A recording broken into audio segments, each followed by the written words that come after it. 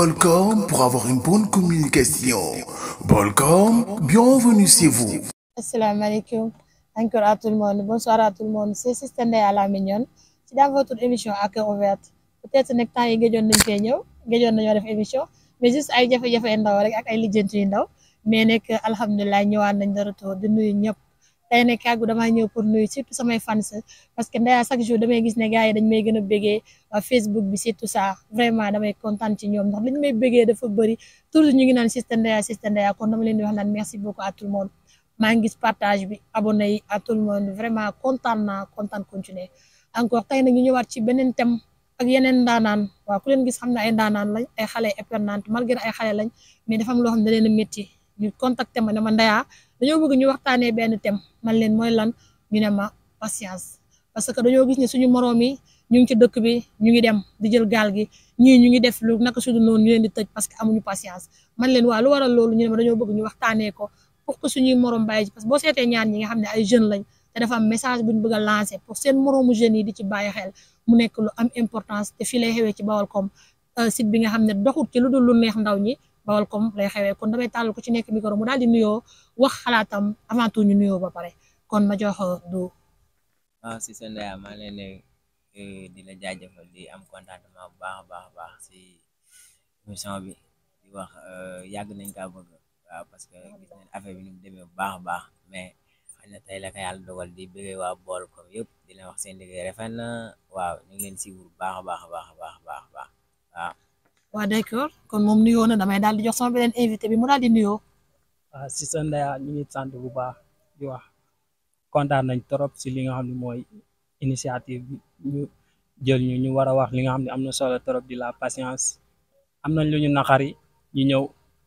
nekk ay ndaw war cee wax lu bëri di kontaan bëri di sant tamit fi nga xam ne fa lañ jóge muy Kër Baalaay di fa gis ay kii yu rafet quoi mais am na loo xam ne tamit dafa xaw a kii ñu ñëw fii pour wax ko sant bu baax. waaw d'accord ñoo ko déggandoo ñoom nee nañ ay jeunes lañ te dafa am loo xam ne dañ ko bëgg a waxtaanee te fi lañ koy waxtaanee kon balaa maa dem ci kenn damay daal dem ci tàllal ki nga xam ne moom moo génnee initiative thème bi muy du moom nee na Ndeya thème dama bëgg ñu waxtaanee patience dama koy laaj moom lan moo tax moo choisir patience malgré thème yi bëri nañ cas yi bëri nañ dëkk bi jaxasoo lan moo tax moom mu jël patience choisir ko bëgg ñu waxtaanee ko. waa si sa Ndeye boo gisee ma jël patience parce que man dama dox dama nekk fu ne mais damay gis ne sama morom yi yàkkamte da leen yàqal lu bëri moo tax ma ne lii pourquoi pas lii waruñ see mën a wax ba nga xamante ni sama morom yëpp buñ gisee ne kii kat suñu morom la mu ngi wax ci patience lu tey ñu patienté xam nga loolu moo tax ma ne lii idée la lii pourquoi pas ma proposé ko si seen ñu waxtaan ko xam nga instant gis neen xale yi yàkkamti neen mooy loolu bëgg a liggéey tay mu sotti tay te loolu mënu nekk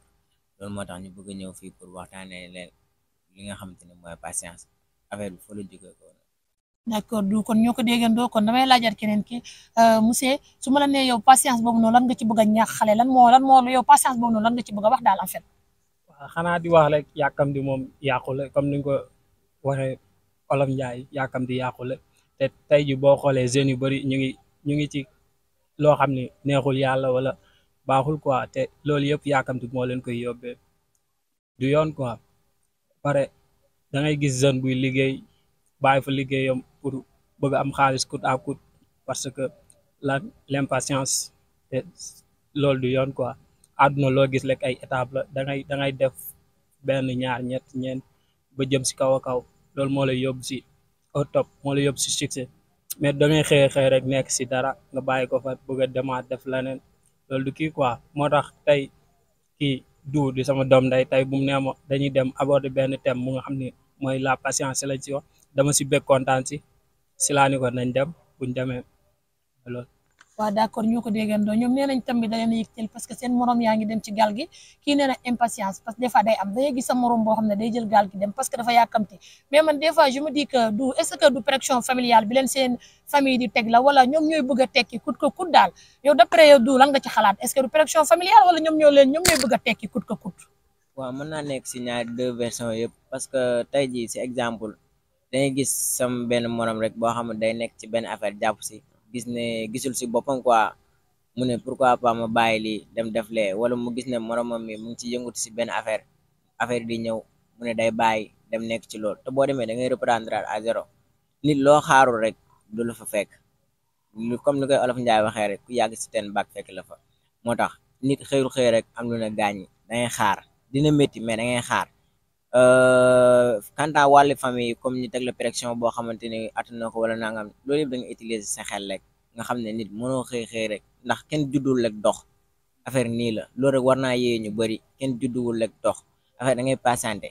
waaw da ngay patienté nga xaar nga toog xaar fi loo xaarul doo ko fekk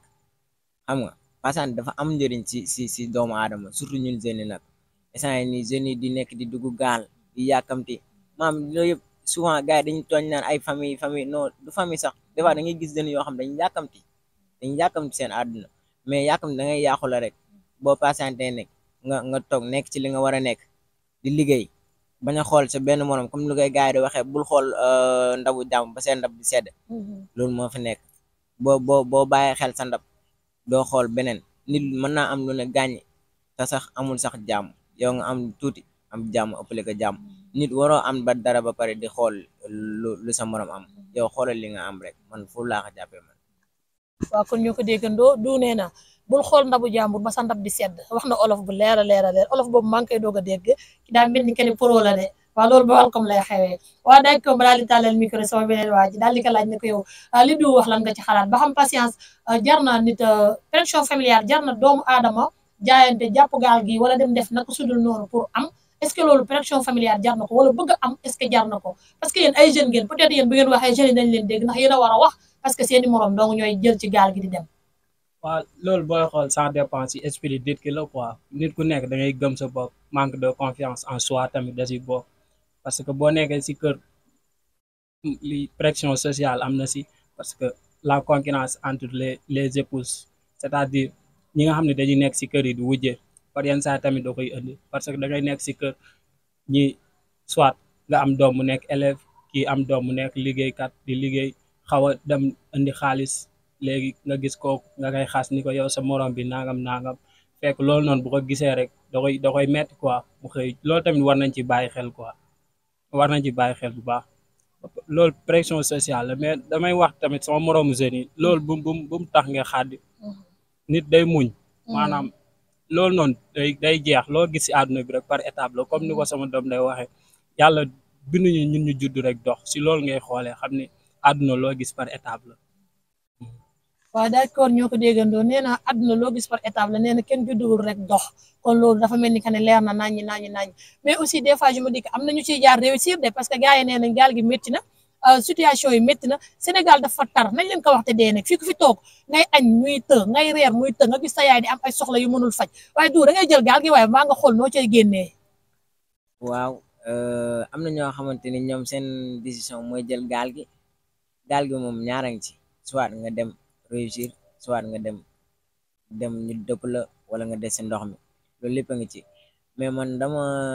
xam ne boo toogee nga liggéey nekk si li nga war a nekk mën ngaa dem sax fii nit ñi di dawali ne yëpp mën nga faa dem sax wala nga toog fii di yóbbu say morom wala nga yóbbu say rak wala ngay def leneen ak leneen bul xool kër gi am na problème boo xamante dama kaa war a régler kut ko kut non il faut nga patienter waaw yow daal xoolal fexeel ba bu la kenn gis loo xamante ni dalay xeeb wala dalay manquel fuñ la fekk ne day liggéey rek xam nga te bul yaakamti loolu dafa am solo man sama rêve yëpp loolu la mooy seeni il faut ñu patienter il faut ñu toog xaar te nangoo liggéey nag bàyyi affaire ñàkk fayda yi ay nekk ci lii wala karan nit ñi di def na ko su dul noonu liggéey mooy lépp liggéey lu mu la mayu rek du la ko xeeñ man loolu laa gëm man. waaw d'accord ñoo ko déggandoo du nee na liggéey mooy lépp nee na moom ay mbokku jeune am lay waxal parce que ñoom ay jeune lañ dañoo am lu leen métti trop gaal gi tar na gaa yaa ngi def naka su dul noonu prison yi fees na boo yaa ngi agressé boo yaa ngi def lu nekk parce que amuñu patience loo xaarut du la fi fekk yow ku baax ma laaj la ndax yow da ngaa mus a fekkee benn cas wala da nga ko mus a vécu wala dara ba tax na yéen daal ngeen ñëw rek sëgg ci patience da ngeen a fekkee benn action wala dafa am muy yow wala du dafa am lu ngeen fekkee loo xam da leen a métti loo xam ne gis ngeen ko jeune def ko te neexu leen que ça soit seen quartier wala fenn wala dara daal. waaw fekk nañ ay cas yu bëri ndax boo xoolee ñun dañuy dox quoi ay jeunes lañ dañuy génn di dem si biti di ñëwaat boo mus naa dem Mbour da ngay dem Mbour si marché bi nekk foofu di kulo nekk si ambulant bi da ngay fekk benn booy ñëw nga laajte ko ñu ne la booy bi des na si ndox mi wala dem na fii loolu dañuy stocké quoi fekk mënoon nga xalaat xam ne kii nii amoon avenir siiwoon na si marché bi da doon nekk si marché bi di jaay dox te da ngay ñëw ñu ne la des na si ndox bi wala booy bëri tamit ñu ngi Europe ñu ngi foofu ñu tëj leen ñi ñu ngi si prison Maroc yi te loolu mënoon na bañ a ñàkk lépp comme thème bi tey nii thème bi ñu abordé di lu am sens muy la patience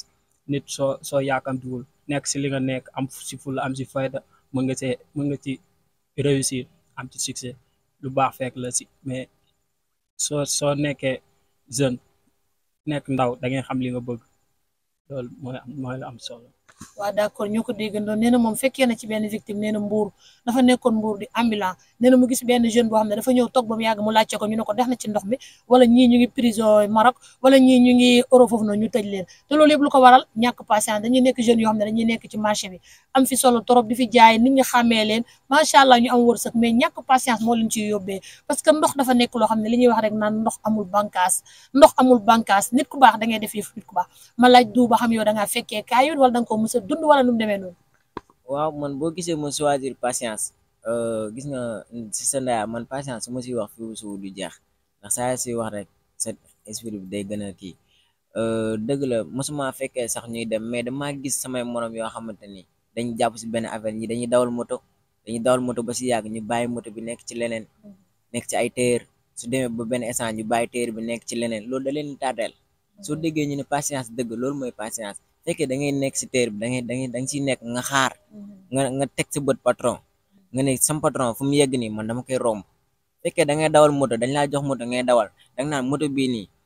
tôt ou tard dama kaa war a delloo am sama yëfu bopp dem bay man may jël samay moto di joxe loolu la dañaa war a toog xaar mais buñ nekk si benn affaire bañ ne noonu la rek ñu bàyyi ko nekkaat ci leneen parce que loo nekk bañ ne noonu la nga bàyyi ko nekkaat ci leneen soo demee da ngay reprendre à zéro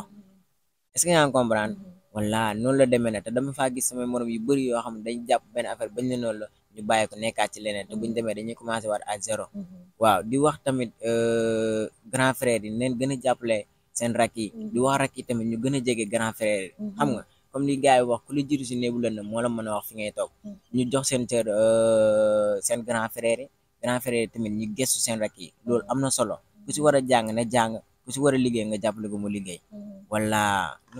waa directeur kon du lancé na message bu am importance man sax li mu wax dafa xaw a daw sama yaram tuuti sama yaram yéex naa daw ci émission mais tey laal na ma parce que bu nekkee xale tey jii gis ne quartier bi mu dëkk wala koñ bi mu dëkk gis na ay moromam kii day dawal jagataa ba mu neex ko mu bàyyi ko fa dem ne day ñawi kee nekk ci lee ba mu neex ko mu bàyyi ko fa dem ne day ñawi dem nekk ci leen ak leen nee na jeune boo nekkee ci dara da nga ciy fas yéenee jàpp ba ëllëg nga am ci dara mais tey nga nekk ci lii bàyyi li loolay waral ngay dem di dem ba doo xamante sax yow ci lan nga war a jàpp après da ngay mujjee nekk benn lan taxawaalu kat wala nangam kon nag du dafa am lu ko métti muy lan muy patience nee na moroomu jeune mi ngir yàlla da leen koo ñaan ngeen patienté te góorgóorlu mu lancé waat beneen message aussi nee na grand frère yi ngeen jàppale petit frère yi ngeen respecté grand frère yi parce que lépp rek ci jàppalante la tey grand frère bu nekkee ci gàlle bi ëpp la doole di la ko woon yow petit frère bi da ngay naan pourquoi pas man duma amal sama bopp kon lépp rek ci famille bi la c'est nous dans nous encore ma ñëwaat ci beneen invité ma laajaat ko moom tey jii nii li du wax ni tey lan nga ci xalaat ba xam li du wax ci grand frère ak petit frère yi version ban nga ci am daal loo ciy sànni lu tuuti rek. waaw loolu lu nga siy sànni mooy ay nit buñ neexee dañuy dimbalante parce que loolu mooy dund société de vivre en société il est quand même nécessaire de se soutenir mutuellement pour avancer dans la vie maanaam adduna bi ñun ñëpp buñ nekkee pour ñu avancer il faut ñu dimbalante même sans grand frère sax nit bu nekkee si yow di liggéey nga nekk si place terre nekk sa emprunté ñu jox la ko kii da am na lu mu waroo ak yow yar ko xamal ko àdduna jàngal ko liggéey mais bu ko soxoree bu ko bunu xatal muy gis ñeneen ñi di leen fan quoi li war si moom def ko si moom ba pare nga koy xamal lu bëri boo gisee ñu impatience wala ñuy jékki-jékki di kii ñàkk xam la rek mais ku si xam lu la war loolu yëpp du la si fekk nañu dimbalante daal. waaw d'accord l'émission tire à sa fin kon dafa mel ni kenn wax nañ lépp booy neen dañoo am lu leen métti muy lan patience dañoo bëgg booy di patienté di xaar parce que xaar dafa bokk ci lépp loo gis ci àdduna yàlla bi ñu sàkk sax daf ñoo xaaral ndax yàlla da lay sàkk bàyyi la ci àdduna bi nga nekk fi mu lay xaar di la xaar ba keroog mu lay soxla mu jël la kon lépp loo gis ci àdduna rek damay naan misaal la kon ñaari jeunes yi tey bu ñu amee lu leen métti ba daw ñëw fii ci Baolcom pour que ñu génnee ko kon ngir yàlla jeunes yi bàyyi leen xel bu baax ndax seen morom doo nga fi toog di wax ak yéen boo seetee ay xale ndaw lañ mais vu que dañuy gis seen morom yi li ñuy dund ci dëkk bi mu métti leen trop ñii di jël gaal ñii di jàng ba mu yàgg ñu bàyyi ñii di dawal jagataa ba mu yàgg ñu bàyyi ñii di chômeur ba mu yàgg ku ci nekk ni nga koy doxalee après da ngay dem a dem ba doo xamante sax loolu looy def te loolu da leen a métti trop ak lu dëkk bi tar ak lu dëkk bi métti ngir yàlla am leen patience ku ci nekk nga nekk ci li nga war a nekk ndax wërsëg yàlla rek moo ko moom yàlla moo ko yor mook dee ñoo yam yàlla joxu ko kenn ku ci nekk loo war a am di nga ko am balaa ngaa dee kon lépp rek nga teg ko ci temps xool noo koy doxalee te xam ne àdduna la te àdduna dara méttiwul dara yàggul doomu aadama bi tax nga jaayante sa bakkan ba génn dem wala doomu aadama bi tax ngay jaayante tey boo deewee ñetti fan la lay jooy 4e jour ba mu ngi enjoy life am kon ku ci nekk na ngeen delloowaat seen xel yéen jeunes yi seen nuudaanu ñu ni neen la ngir yàlla war a sul ku ci nekk wax nañ nekk société ñëpp wax nañ télé yeeg média yeeg fépp fu nit war a waxee nañ fa mais peut-être que ñun suñu message bi dina jàll peut-être que diñ ci dégg benn jeune boo xam ne tey bu déggee ñun ñu wax dina ne ah Sister Ndeya wax na wala du wax na wala kii wax na naa ci bàyyi xel mu toog message bi loolu tax ñu jàllale ko muy lan patience ngir yàlla encore une fois patience kon ma jox leen ñu tàggatoo.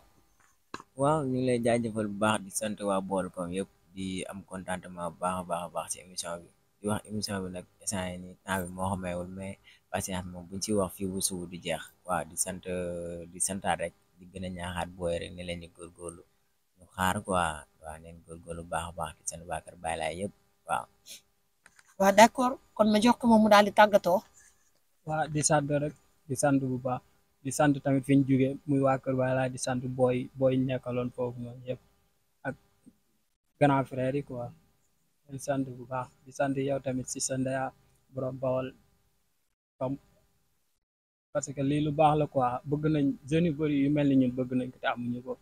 parce que nga am lu la naqari nga ñëw génn ko quoi loolu jafe na trop si Sénégal bi di sant bu baax di jeexalee sama kàddu si li nga xam ne moom mooy patience bi tamit di si ñaax ndaw ñi ñu bëri di leen wax ni yàlla sax bu muy bind xanaa àdduna bi bind ko si benn fan te mënoon na ko moom mooy kun fa yàkkuun daa jékki-jékki rek bind ko loolu buñ ko waxoon dañ naan kii na quoi moo tax dafa par étape la ko bindee da ko bind si li nga xam moom mooy juróom-ñaari fan loolu mooy wane àdduna loo gis rek par étape wax jeunes yi ñu patience yàkkamti baaxul.